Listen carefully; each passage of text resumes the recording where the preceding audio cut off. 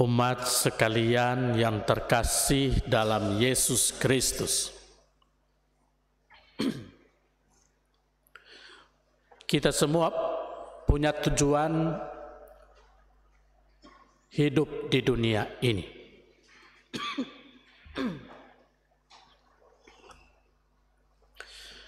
Tujuan utama kita mau selamat bukan saja di dunia ini, tetapi sampai di akhirat.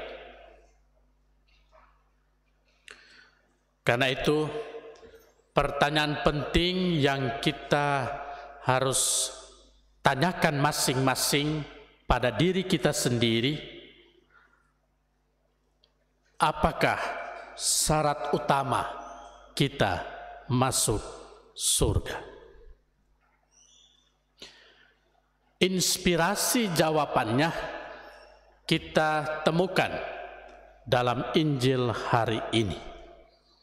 Ketika seorang ahli Taurat datang bertanya kepada Yesus, perintah manakah yang paling utama? Dan Yesus memberikan jawabannya, mengasihi Tuhan Allah dengan sepenuh-penuhnya dan mengasihi sesama seperti dirimu sendiri. Saudari-saudara umat yang terkasih, dari jawaban Yesus ini kita menemukan 3 inspirasi yang boleh menjadi inspirasi hidup kita masing-masing, bahkan bersama di tengah keluarga. Kembali pada pertanyaan, bagaimana kita supaya selamat? Maka jawaban pertama, dan itulah inspirasi yang pertama, yaitu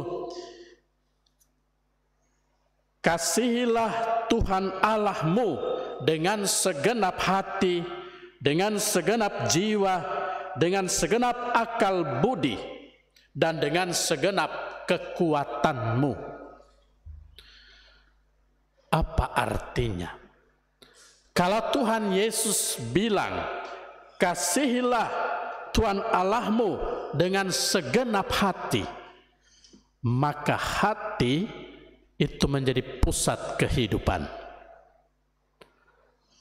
Artinya, kita harus mencintai Tuhan Allah kita dengan segenap hati, berarti Tuhan menjadi pusat kehidupan kita sendiri yang tertanam di dalam hati.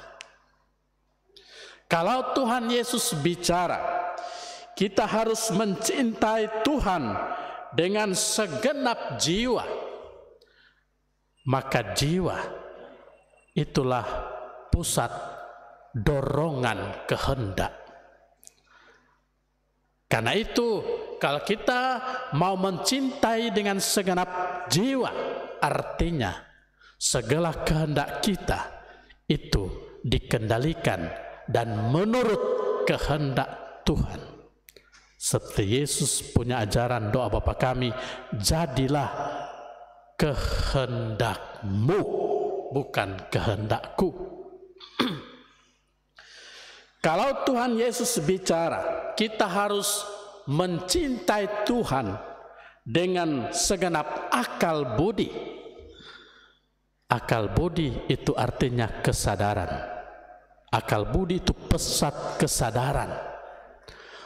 Logika kita yang kita pakai supaya memahami dan mengerti segala sesuatu. Maka dengan mencintai Tuhan dengan segenap akal budi, artinya kesadaran kita ini harus dipenuhi dengan kesadaran Tuhan. Kalau kita mau mencintai Tuhan, kita harus sungguh-sungguh sadar akan segala sesuatu. Sumber kehidupan itu berasal dari Tuhan, bukan orang sendiri yang bikin. Umat saudari-saudara yang terkasih, Kalau Tuhan Yesus bicara kita mencintai Tuhan dengan segenap kekuatanmu, maka Yesus bicara tentang potensi-potensi yang ada dalam diri kita. Maka kita mencintai Tuhan dengan seluruh jiwa raga kita. Itulah pesan sebenarnya rohani tersirat dari inspirasi yang pertama. Kita harus mencintai Tuhan secara total. Umat saudari-saudara terkasih, itulah inspirasi yang pertama. Untuk kita boleh selamat, kita harus total mencintai Tuhan. Inspirasi yang kedua yang tersirat dalam Injil hari ini, Yesus bilang, perintah yang kedua yang sama dengan perintah yang pertama adalah kasihilah sesamamu manusia seperti dirimu sendiri. Jelas. Tuhan meminta, kalau saya tidak mau diperlakukan tidak adil, maka jangan perlakukan orang lain tidak adil. Karena ukurannya diri sendiri. Kalau saya mau dicintai, no cintailah orang lain. Kalau saya tidak mau disakiti, no jangan sakiti dong untuk orang lain. Kalau saya mau ditolong, no batolong dong pak orang lain.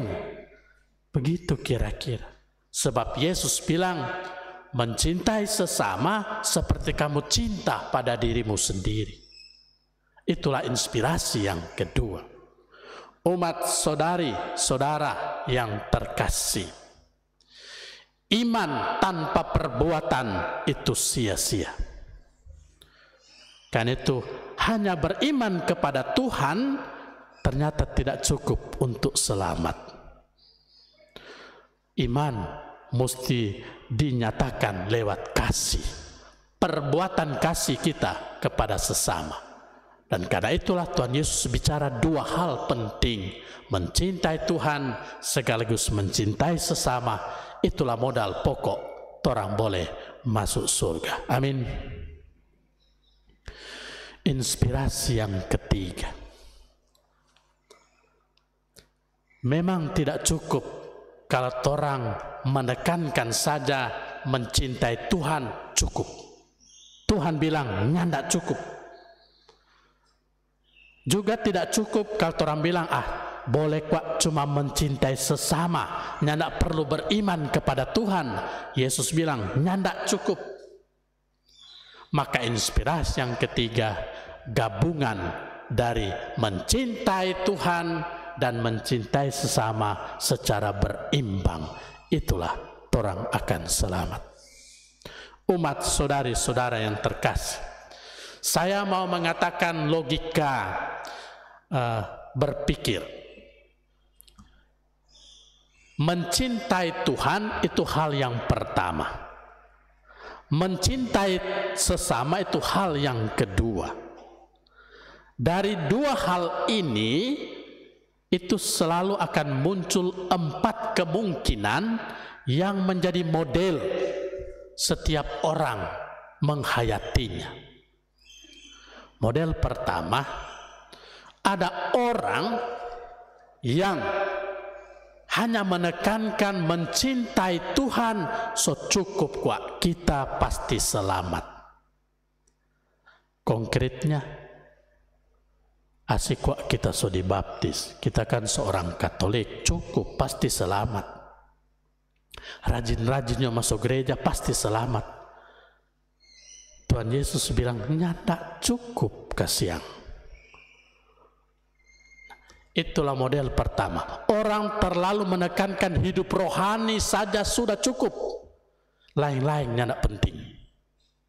Ternyata tidak cukup untuk selamat. Orang kedua, model yang kedua, orang yang komang, dia sangat menekankan mencintai sesama, hidup sosial, hebat sekali. Sehingga terungkap, baik sekali ini orang, luar biasa dia hati, selalu tergerak hati oleh belas kasihan. Sangat baik ini orang. Ketika model yang pertama, orang bilang yang terlalu menekankan hidup rohani, dia bilang masuk suster jotare ngana, termasuk pastor jotare, karena bukan main dia hidup rohani. Mar hidup sosial dia nak pentingkan.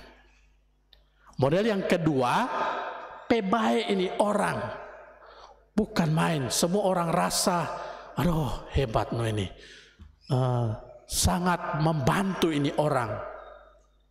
Mar, nak pernah masuk gereja. Dan nak pusing itu ibadah di wilayah rohani.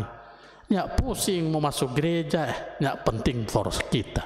Yang penting kok kita tolong-tolong orang jo. Nah ini tuh orang ateis. Orang ateis kan yang percaya Tuhan. Mar dia bantu-bantu orang. Tuhan bilangnya tidak cukup orang mau selamat hanya dengan bantu-bantu orang. Orang perlu menyembah Tuhan, ya, memuliakan Tuhan dalam hidup kita. Sebab memuliakan Tuhan terungkap lewat perbuatan kasih. Itu model yang kedua. Model yang ketiga, ada orang yang bilang, sudah jodoh berdoa, nggak penting kok beragama. Kong, nggak penting letu hidup sosial. Cukup kita pediri sendiri yang kita mau pusing akang. Jadi nyandak beriman, kong antisosial dia. Dia cuma ingat dia pediri sendiri. Alias model yang ketiga, nyandak beriman, tapi juga sekaligus nyandak hidup sosial dengan orang lain. Ini yang paling rusak. So pasti mungkin masuk neraka lainnya nyandak ada tanpa. Umat saudara-saudara terkasih, the best, itulah model yang keempat. Dan itu yang Tuhan tekankan dalam Injil hari ini.